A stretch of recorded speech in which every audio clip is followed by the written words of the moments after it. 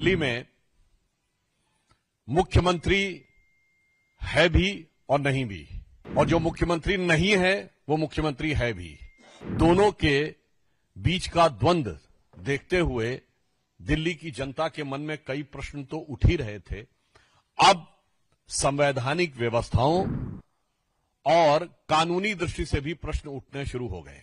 मित्रों, आप सभी जानते हैं कि दिल्ली में मुख्यमंत्री है भी और नहीं भी, और जो मुख्यमंत्री नहीं है वो मुख्यमंत्री है भी।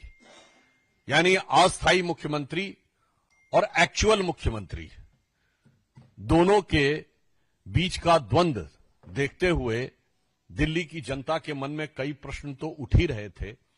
अब संवैधानिक व्यवस्थाओं और कानूनी दृष्टि से भी प्रश्न उठने शुरू हो गए।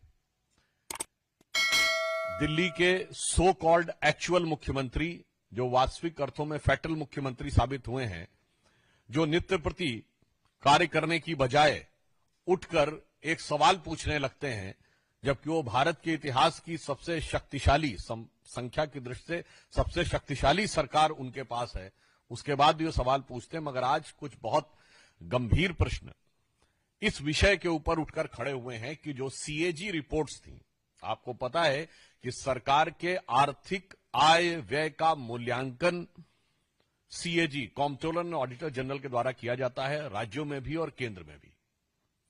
मगर यह एक बड़ी विचित्र बात है कि स्वघोषित कट्टर ईमानदार एक संवैधानिक व्यवस्था के द्वारा अपने सरकार के कार्यों की आर्थिक समीक्षा को न सिर्फ होने देते नहीं देते, नकारते हैं और सदन के पटल पर रखना नहीं चाहते हैं।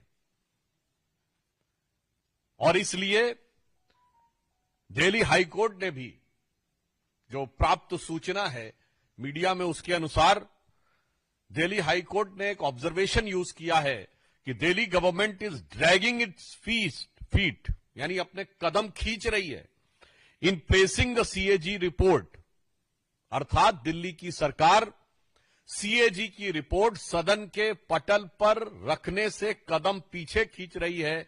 यह दुर्भाग्यपूर्ण है। The exact word is the Delhi government is dragging its feet in placing the CAG report is unfortunate.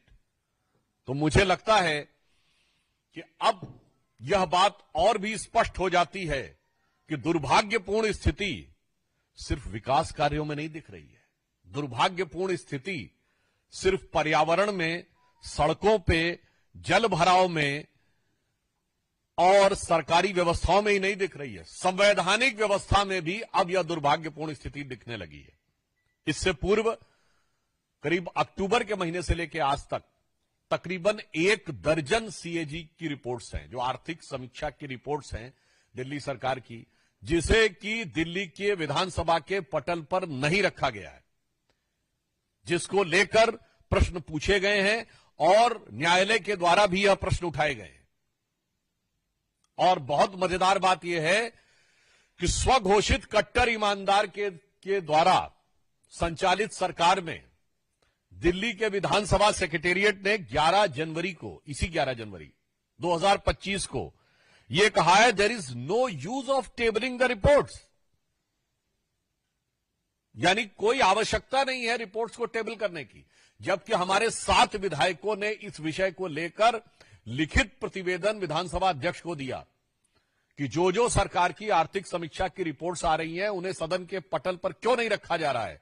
मगर मैंने कहा ना, स्वघोषित कट्टर ईमानदार अपनी सरकार की आय व्यय का लेखा रखने को आवश्यक नहीं मानते, जबकि न्यायालय उसको दुर्भाग्यपूर्ण मान रहा है।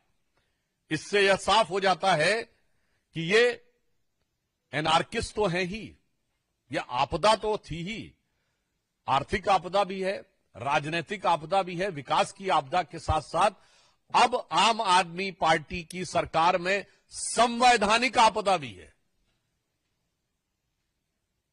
Their anarchist character is now pervading in the constitutional institution and constitutional procedures which are very much required for proper functioning of a government. आप स्वयं सोचिए, यदि सरकार की आर्थिक आय व्यय की समीक्षा को सार्वजनिक ही नहीं करना चाहेगी सरकार, तो क्या यह अपने आप में एक बहुत बड़ी संवैधानिक चुनौती नहीं है? और मजे की बात यह है कि जो अपनी सीएजी रिपोर्ट सदन के पटल पे नहीं रखते, वो हर बात पे आके सवाल पूछते हैं। सरकार आपकी है, मुख्यमंत्री आपकी हैं। वैसे तो मेरे विचार से अस्थायी मुख्यमंत्री नहीं, सरकार ही अस्थायी है, जो कि अब चंद दिनों की मेहमान है।